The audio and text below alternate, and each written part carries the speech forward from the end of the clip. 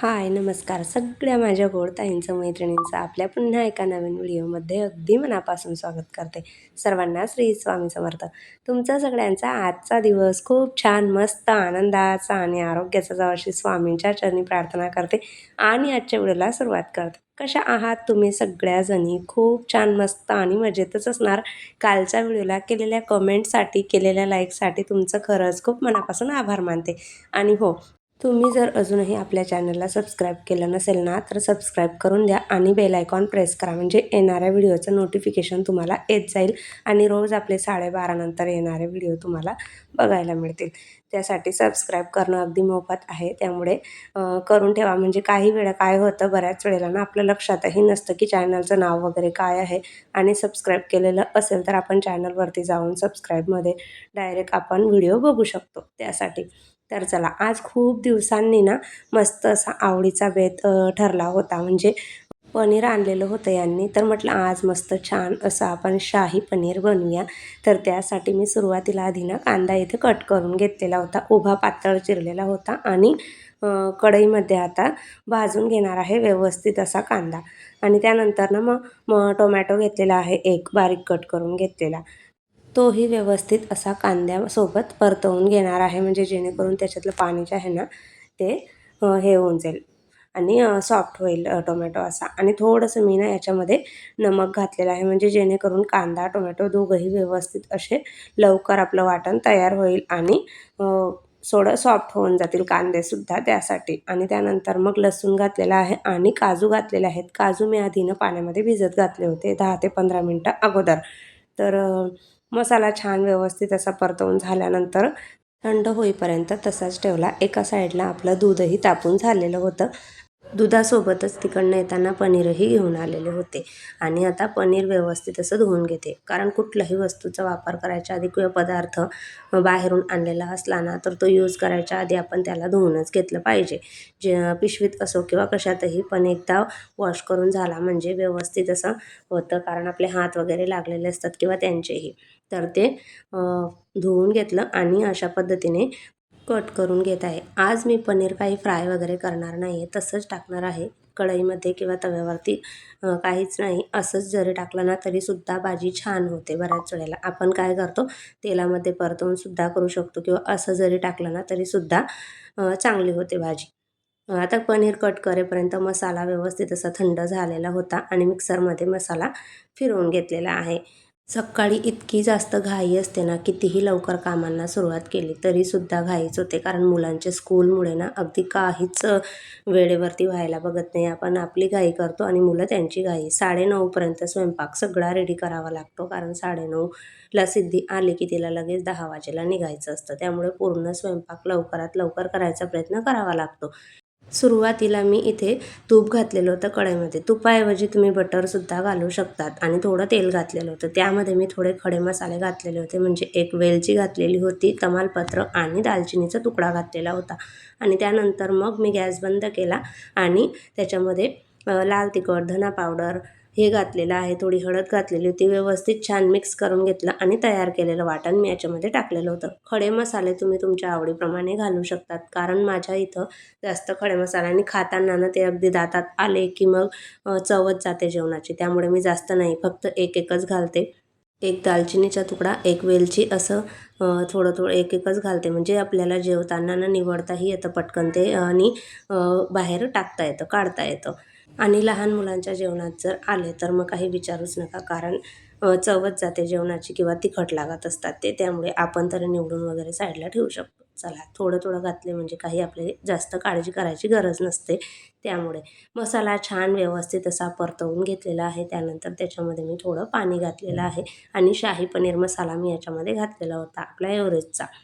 थोडं पाणी टाकून झाकण ठेवून 2-3 मिनटं मसाला व्यवस्थित असा शिजवून घेतलेला होता. त्यानंतर मग पनीर टाकणार आहे त्याच्यामध्ये. बऱ्याच जणांना ना पनीर आवडत नाही किंवा दुधाचे पदार्थ खायलाही आवडत नाही. पण बऱ्याच वेळेला ना लहान मुलं आवडीने खातात, आणि आमच्या घरी तरी पनीरची भाजी वेदूला आणि सिद्धीन त्यांना खूप जास्त आवडते. दरवेळीपेक्षा पनीर असलं ना की मग पोटभर जेवतात. दोघींनाही पनीरची भाजी खूप जास्त आवडते. नाही तर बऱ्याच जणी सांगतात माझ्या मुलांना पनीर आवडत नाही किंवा माझ्या मुलांना दूध आवडत नाही. ज्याची त्याची आवड असते ती शेवटी. पण मग तरीसुद्धा बऱ्याच काही मुलांना आवडत असतं. आमच्या घरात दुधाचे पदार्थ सगळ्यांनाच आवडतात. पनीर घातल्यानंतर थोडं मी त्याच्यामध्ये पाणी घातलेलं होतं आणि त्यानंतर मग आपली साय घालणार आहे. तुमच्याकडे जर क्रीम वगैरे असेल अमूलची तर ती सुद्धा घालू शकतात. मी सायच घालते. बाहेरचं काही इतक्या दिवसाचं ठेवलेलं ते घालण्यापेक्षा घरचं आपलं बेस्ट असतं. त्यामुळे चवीप्रमाणे आता भाजीमध्ये मीठ घातलं आणि जी मी आपली साय व्यवस्थित अशी मिक्स करून घेतलेली होती ना, ती याच्यामध्ये घालणार आहे. याच्याने खूप छान चव येते भाजीला आणि मस्त होते आपली भाजी. जास्त पाणी मी भाजीमध्ये घालणार नाही आहे, कारण घट्टसरच ती छान लागते. हॉटेलमधलं जेवणसुद्धा विसरून जाणार इतकी छान मस्त अशी भाजी आपण बाहेर जावंसं वाटतं, खावंसं वाटतं. त्यापेक्षा अशा पद्धतीने घरीच जर छान छान पद्धतीने मस्त असं बनवत राहिलो तर चांगल्या प्रकारे आपण बनवू शकतो किंवा चवसुद्धा सेम लागते आणि छान होतं. त्यानंतर मग मी इथे ना मुलींसाठी आज पराठाच करणार होती. पराठा म्हणजे आता इथं मी मैदा घेतलेला आहे आणि गव्हाचं पीठ. गव्हाचं पीठ मी 60% घेतलेलं आहे आणि मैदा मी 40% म्हणजे कमीच घेतलेला आहे आणि त्याच्यामध्ये दही घातलेलं आहे. कधीही तुम्हाला अशा पद्धतीने म्हणजे आपण नान वगैरे म्हणतो ना हॉटेलमध्ये जातो तेव्हा तशा पद्धतीने मैद्याची रोटी वगैरे आपण तिथून घेतो.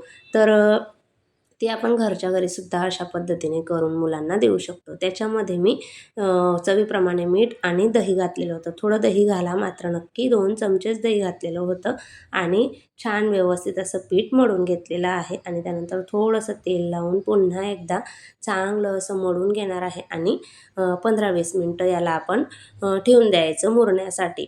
तर अशा पद्धतीने पूर्णपणे मैद्याचं बनवण्यापेक्षा त्याच्यामध्ये गव्हाचं पीठ जरी घातलं ना तरीसुद्धा छान आणि पांढरी शुभ्र अशी आपली इथे ही चपाती किंवा रोटी किंवा नान आपण ज्याला म्हणतो ना ती तयार होते. तर 15-20 मिनटं हे झाकून मी अशा पद्धतीने ठेवणार आहे. तोपर्यंत इथं एका साईडला माझी भाजीही रेडी झालेली होती. इतकी चवीला छान होते ना अशा पद्धतीने हे शाही पनीर आपण हॉटेलमध्ये इतके सारे पैसे देऊन एवढी-एवढीशी भाजी आपल्याला भेटते, ती घरच्या घरी आपण अशा पद्धतीने बनवून घेऊ शकतो.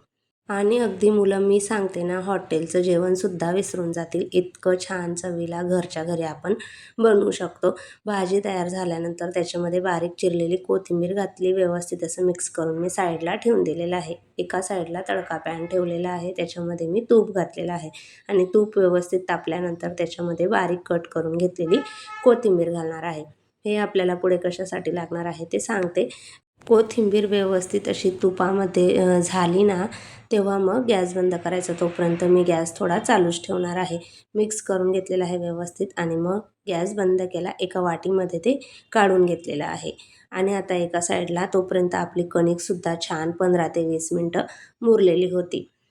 कणिक जर व्यवस्थित मुरलेली असली तर पराठा अगदी मऊ, सॉफ्ट आणि चवीलासुद्धा छान होतो. नाहीतर बऱ्याच वेळेला आपण विचार करतो त्याच्यामध्ये मैदा घातलेला असल्यामुळे वातळपणा येतो चपातीला, पण त्याच्यात आपण गव्हाचं पीठ ॲड केलेलं असल्यामुळे हा पराठा जरी थोडा वेळ जरी ठेवला ना, आता टिफिनसाठी सुद्धा मी सिद्धीला दिलेला होता, तरीसुद्धा मऊ आणि सॉफ्ट तशाच्या तसा होता.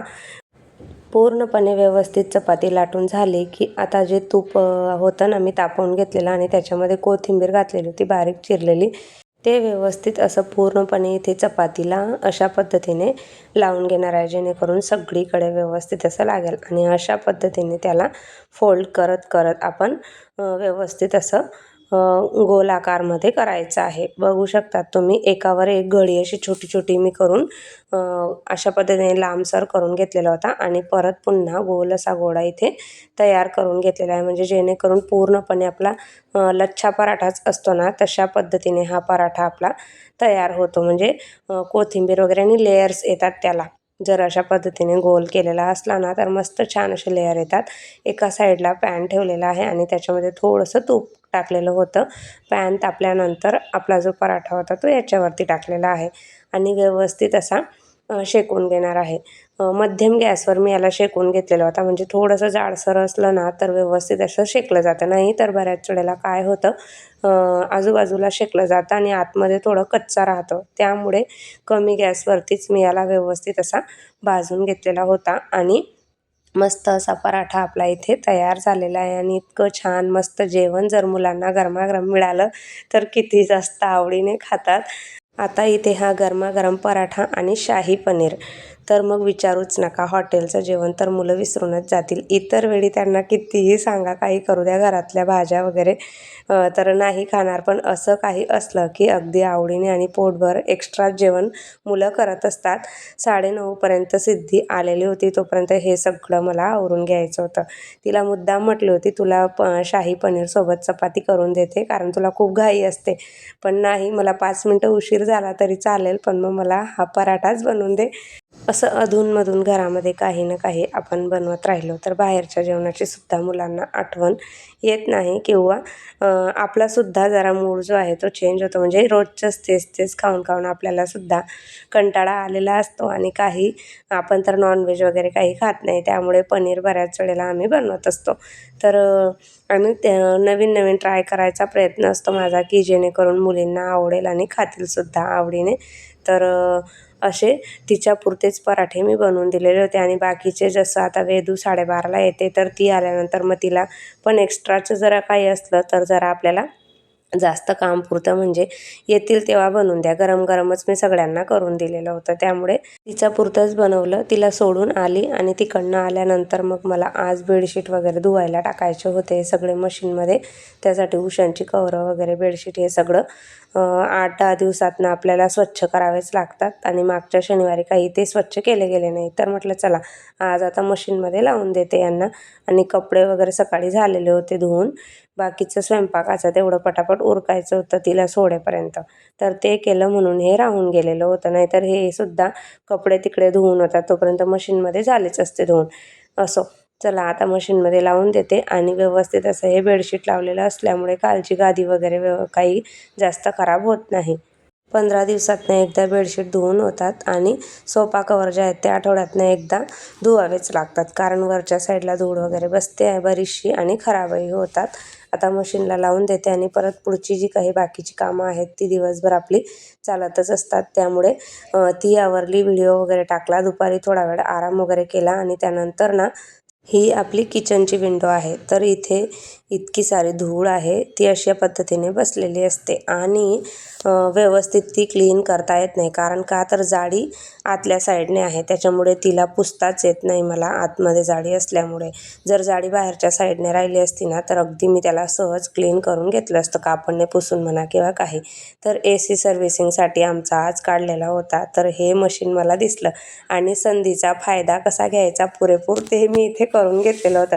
कारण या मशीनने ना जास्त पाणीही लागत नाही. आणि इतकी सहज मस्त अशी माझी जाडी इथं क्लीन झालेली होती ना, अगदी 5 मिनिटातच क्लीन झाली होती. सुरुवातीला मला त्याचा वापर काही करता येत नव्हता, त्यामुळे म्हणजे खूप जास्त प्रेशर असतो त्या पाण्याचा, त्यामुळे बंद चालू बंद चालू अशा पद्धतीने मी करत होते. आणि ते मला काही कळत नव्हतं की कसं त्याचा वापर करावा असं.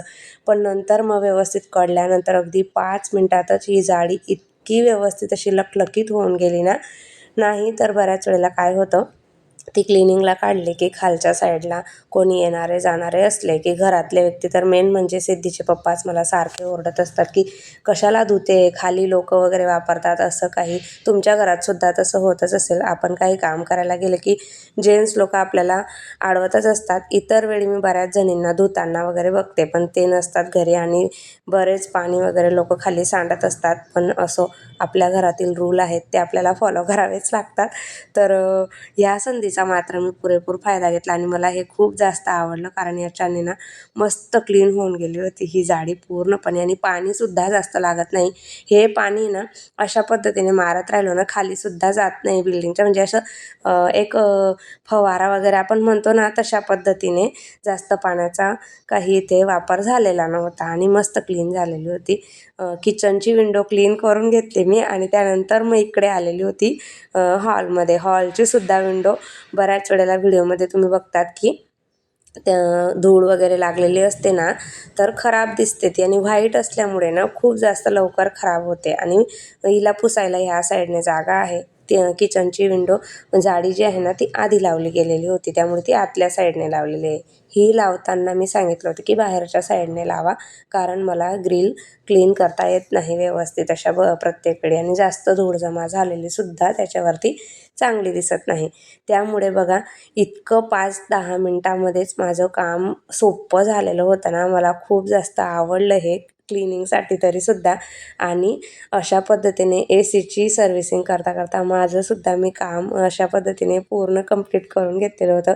म्हणजे मिळालेल्या संधीचा पुरेपूर असा उपयोग झालेला होता आणि सोप्या पद्धतीने आपल्या जाड्यासुद्धा मस्त क्लीन झालेल्या होत्या. नाहीतर घरातली नळी आणा, क्लीन करा, खाली बऱ्याच वेळेला खूप जास्त पाणीसुद्धा सांडलं जातं किंवा बादलीने मघाने जर घ्यायला गेलं तर मग करताच येत नाही. आणि नळी मी इथे लावू शकत नाही, पाईप वगैरे. कारण का तर आमच्या घरात नळ असे आहेत त्यांना पाईपच बसणार नाही आहे आणूनसुद्धा. त्यामुळे बादलीमध्ये पाणी घेऊन आपल्याला मगनेच टाकावं लागतं आणि ह्या जाड्या मला प्रत्येक वेळी क्लिनिंगला खूप जड जातात. पण आज मात्र काम खूप सोपं झालेलं होतं आणि अशा पद्धतीने मी त्यांना क्लीन करून घेतलेलं होतं. मस्त छान खुलून गेलेल्या आहेत. बघू शकता तुम्ही जाडीसुद्धा किती काळपट होती तर आणि किती लखलखीत झालेली आहे. आणि घरामध्ये उजेडाचा सुद्धा फरक पडतो बरं का, ज्यावेळेस जाड्या वगैरे आपण क्लीन करून घेतो त्यावेळेस. तर चला ताईंनो, कसा वाटला आजचा हा व्हिडिओ ते कमेंट करून नक्की सांगा. आणि थोडा जरी युजफुल ठरला असेल तर प्लीज लाईक करा आणि हाईपही करा, जास्तीत जास्त शेअर करा. पहिल्यांदा बघत असाल तर आपल्या चॅनलला सबस्क्राईब करा आणि आपले असेच रोज येणारे 12:30चे व्हिडिओ बघत राहा. भेटूयात आपण उद्याच्या छान अशा व्हिडिओसोबत. तोपर्यंत तुम्ही स्वतःची काळजी घ्या आणि सर्वांना श्री स्वामी समर्थ. व्हिडिओ पूर्ण बघितल्याबद्दल तुमचे खरंच खूप मनापासून धन्यवाद.